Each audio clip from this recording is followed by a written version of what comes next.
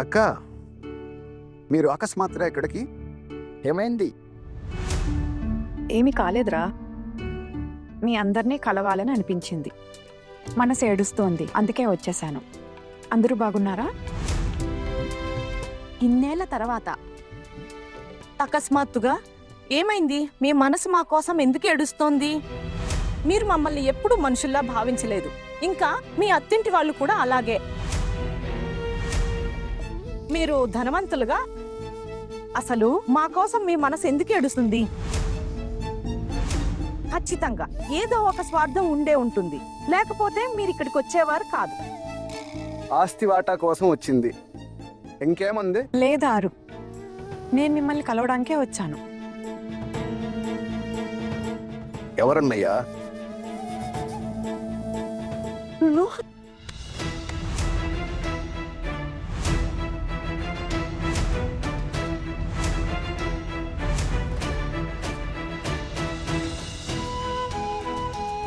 అమ్మా,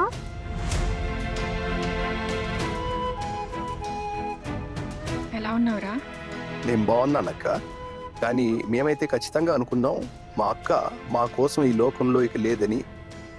మా కోసం ఆమె ఇక లేరు.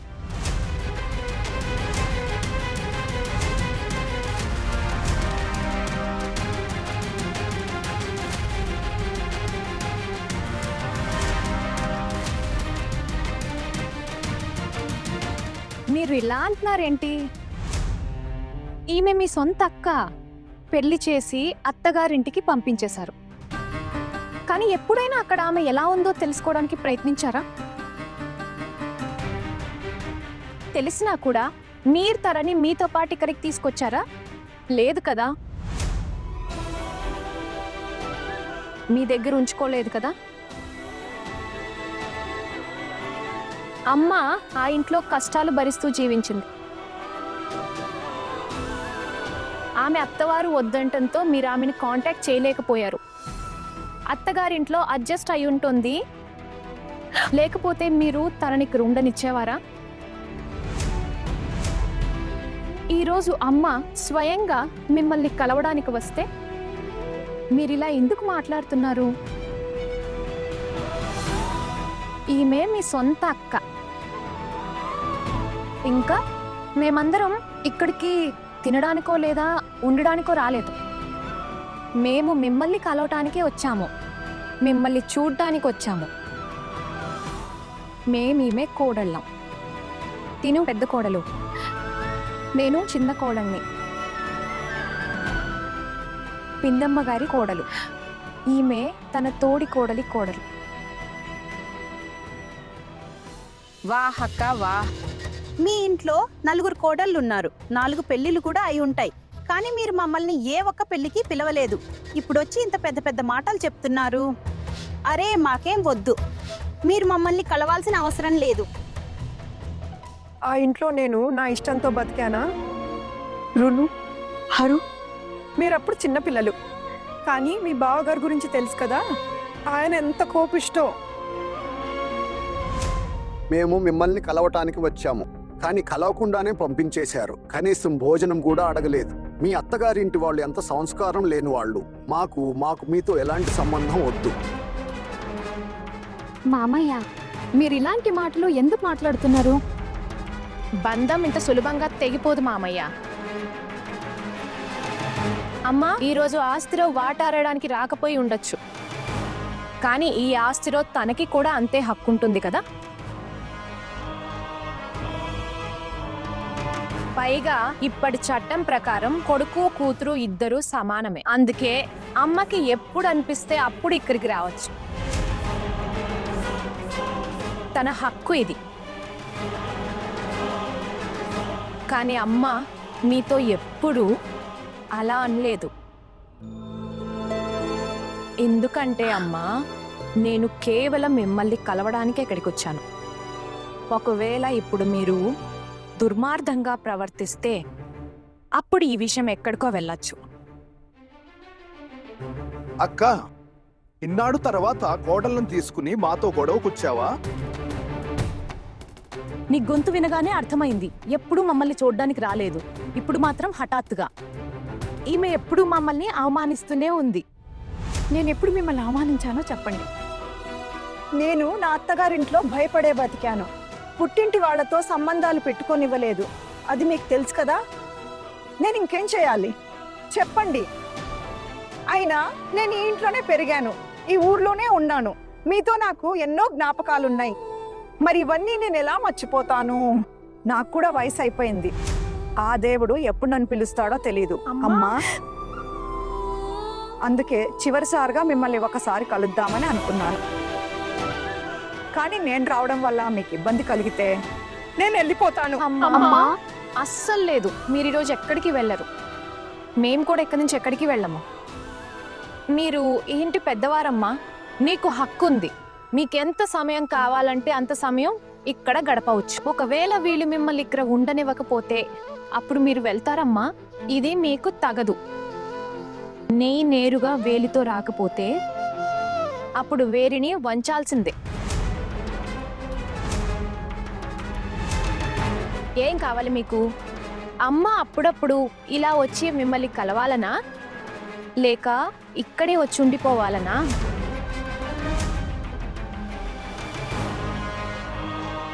రెండో పద్ధతి మీకు నచ్చుండదు కదా.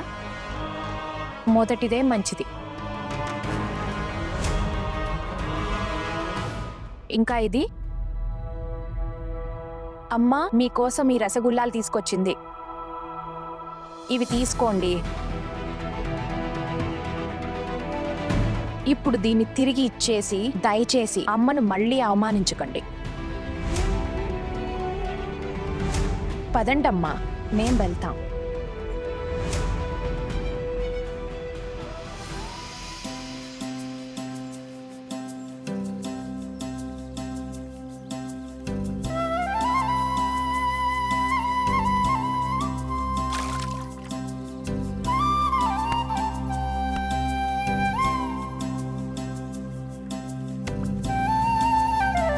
చూడండి ఎంత అందమైన చోటు కదా. చిన్నప్పుడు ఈ చెరువులోనే ఈత కొట్టేదాన్ని.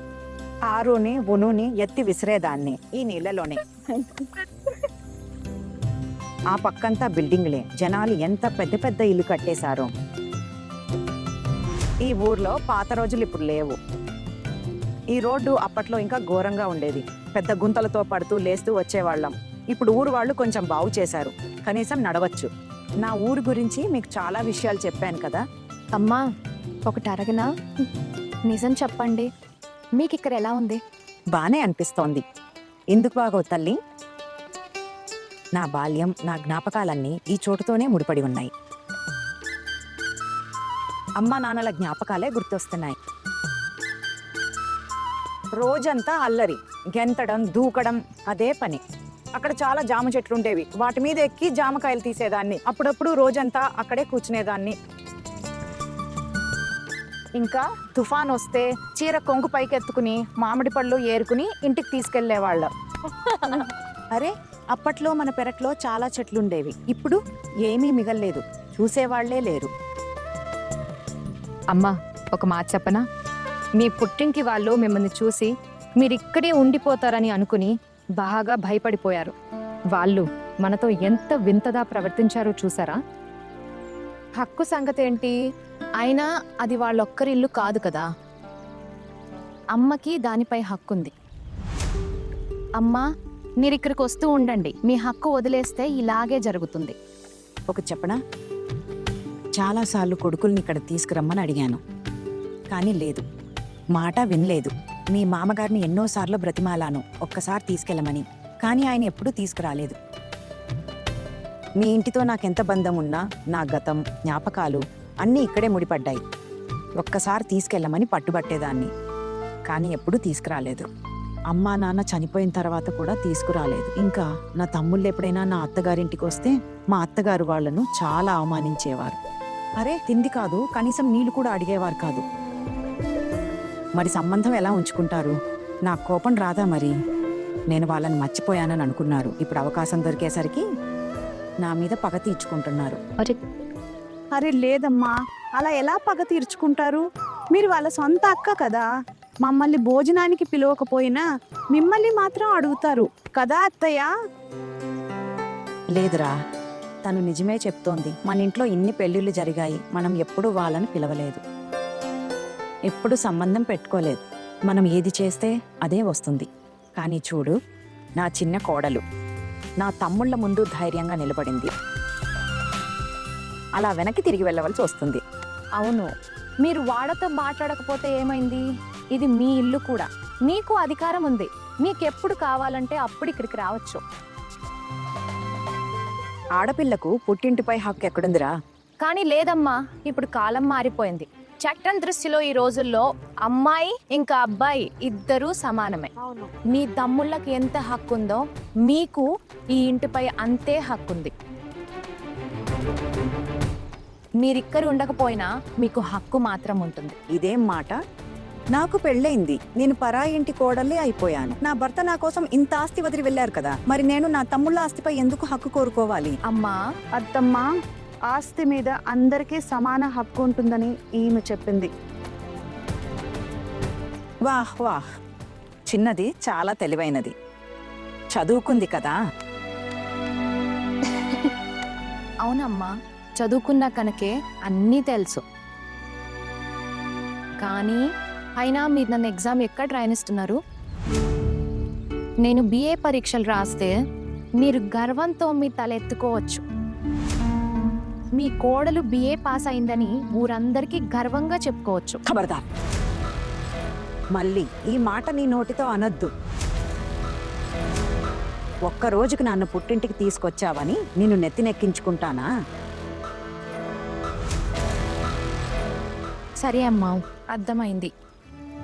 నా రాతలో బిఏ ఎగ్జామ్ రాయడం లేదనుకుంటా. కాలేజ్ పాస్ అవ్వాలని మా నాన్నకు చాలా ఆశ ఉండేది. మీ నాన్నకి ఏ ఆశలున్నా అవి నీ మనసులోనే దాచుకో, బయటికి అనకు. అయినా ఇంట్లో 3 కోడళ్ళున్నారు, వాళ్ళ మధ్య వివక్ష చూపలేనుగా. వాళ్ళు తక్కువ చదువుకున్నారని వాళ్ళ గౌరవం ఉండదా? అయినా నువ్వు బిఏ పాస్ అయ్యి వాళ్ళ మీద మహారాణిలా వెలుగుతావా? అప్పుడు వీళ్ళు బాధపడరా? లేదమ్మా, నా ఉద్దేశం అది కాదు. నేనది చెప్పాలని అనుకోలేదు. నేను కేవలం ఒక్క పరీక్ష దూరంలోనే ఉన్నాను అని చెప్తున్నానమ్మా, బిఏ డిగ్రీ రావడానికి. ఏం చెప్పాలనుకుంటున్నావు?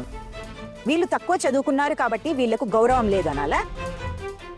నా పెద్ద కోడల్ని చూడు, కుట్టు పని ఎంత బాగా చేస్తుందో. ఎక్కడైనా నేర్చుకుందా? క్లాసులకి వెళ్ళిందా? కానీ ఎంత అందంగా చేస్తుందో చూడు. మిగతాని చూడు, ఎంత రుచిగా వంట చేస్తుందో. ఎక్కడైనా నేర్చుకుందా? లేదు. ఇక ఈమె 10వ తరగతి పాస్ అయినా దేనికి పనికిరాదు, కానీ ఇల్లు చక్కదిద్దుకుంటుంది. మరి నీ వంతు వచ్చేసరికి వీళ్ళు 3తో నేను వివక్ష చూపాలా? లేదమ్మా, నాకు ఈ మాట అస్సలు నచ్చలేదు చిన్నదానా. అమ్మా, ఈ రోజే అమ్మతో ఇలాంటి మాటలు మాట్లాడాల్సిన అవసరం ఏమొచ్చింది? ఇప్పుడు చూడు, అమ్మ కోపగించుకుంది. ఏం చేద్దాం? పద, తన్ని బతిమిలాడదాం. నేనేదో ఒకటి చేస్తానక్క. పదండి.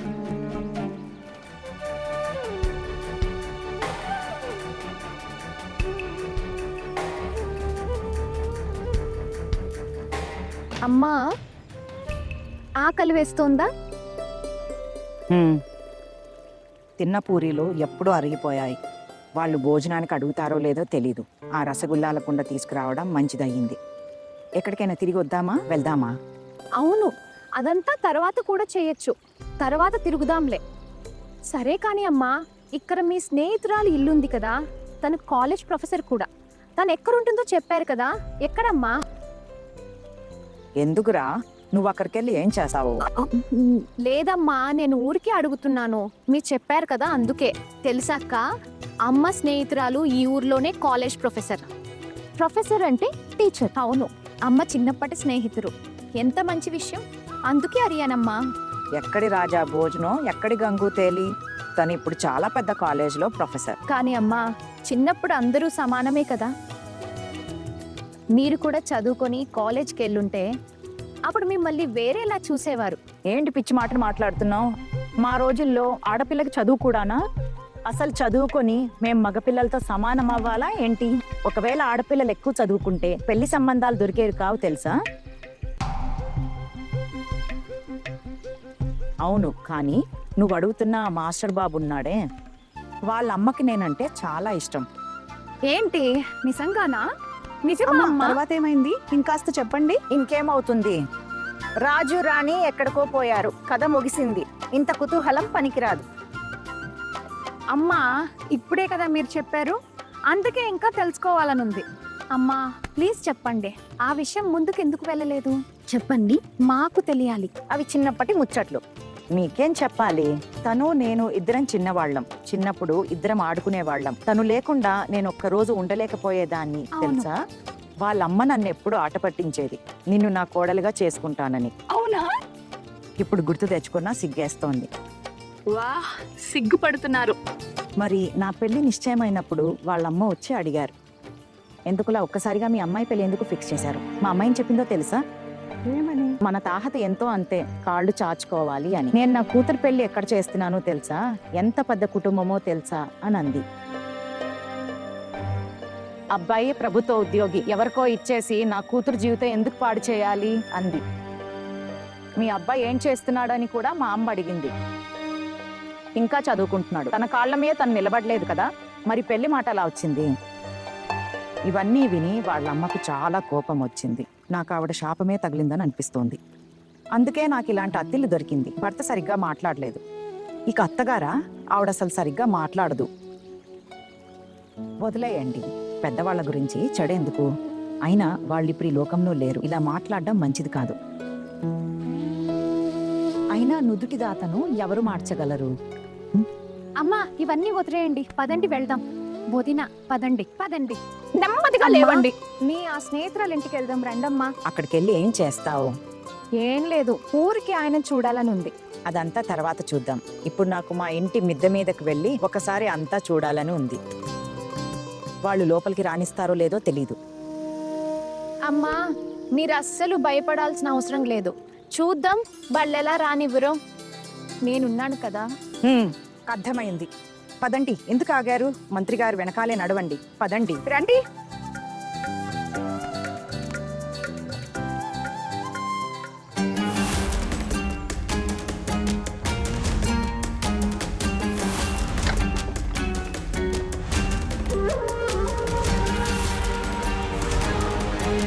అరు,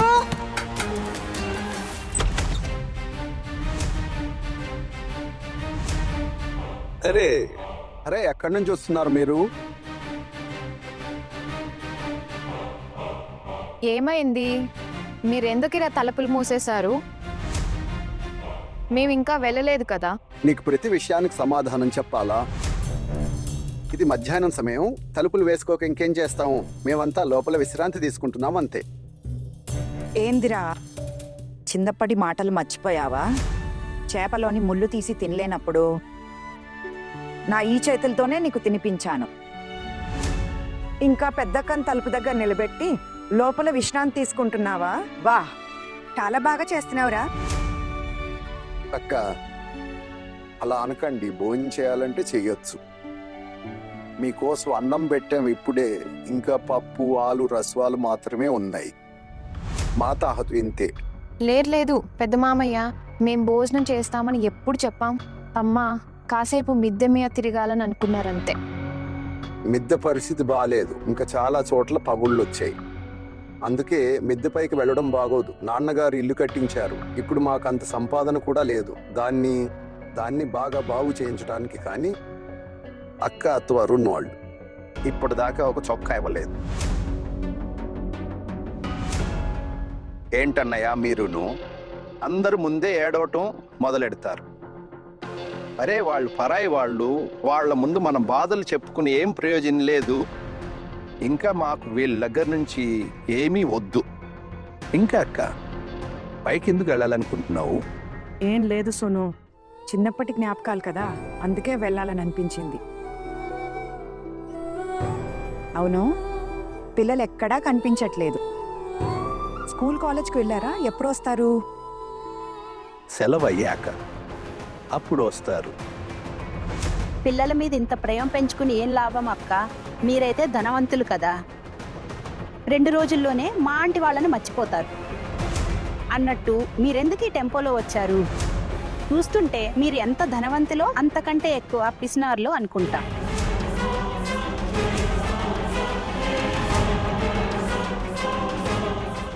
సరేలే, మాకంత తాహత లేదు. ఒకవేళ మీ దగ్గర ఉన్నంత డబ్బు మా దగ్గర ఉంటే ఎంతో చేసేవాళ్ళం. ఒకసారి ఇలా కూడా ఆలోచించు. ఈ విషయాల్లో ఆడవాళ్ళకి ఎంత హక్కు ఉంటుందో మగవాళ్ళ మీద ఆధారపడి కదా మనం బతికేది. నా భర్త నాకు ఎప్పుడు ఏమీ ఇవ్వలేదు, మరి నేను మీకు ఎక్కడి నుంచి ఇస్తాను?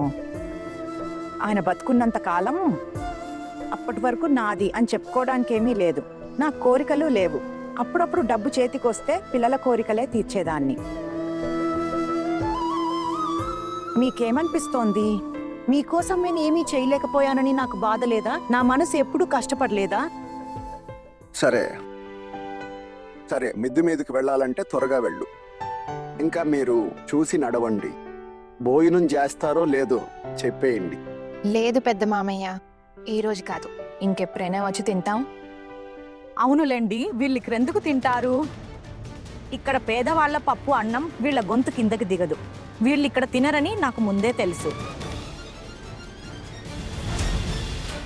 లేదులే పెద్దత్తయ్య, అలాంటిది ఏమీ లేదు, అస్సలు అలాంటిది ఏమీ లేదు. మీరు భోజనం వడ్డించండి, వీలైతే మేము కూడా సాయం చేస్తాము. కానీ అంతకంటే ముందు అమ్మను మిద్దె మీదకు తీసుకువెళ్తాము. పెదమామయ్య, మీరు మాతో మిద్దె మీదకోసారా? నేమా? అమ్మకి బాగుంటుంది.